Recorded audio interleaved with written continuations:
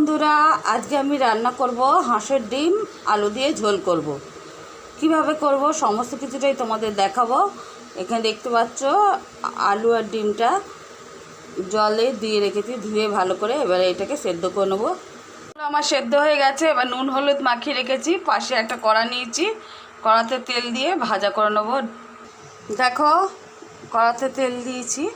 এবার ডিমগুলো ডিম আর আলু ভাজা করে নেবো। হাঁসের ডিম আর আলু,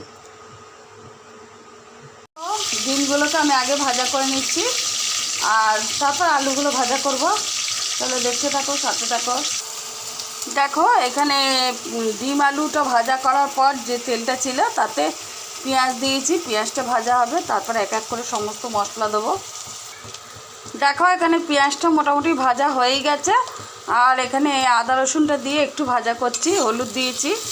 এবার সমস্ত মশলাগুলো এক এক করে দিয়ে দেবো। দেখো, এখানে জিরে ধনে লঙ্কা দিয়ে দিয়েছি, মানে লঙ্কার গুঁড়ো সমস্ত কিছু দিয়ে দিয়েছি। একটু নুন দেবো পরে। এবার ভালো করে ভাজা করে নিয়ে সামান্য জল দিয়ে কষাবো, নাহলে মশলাটা পুড়ে যাবে।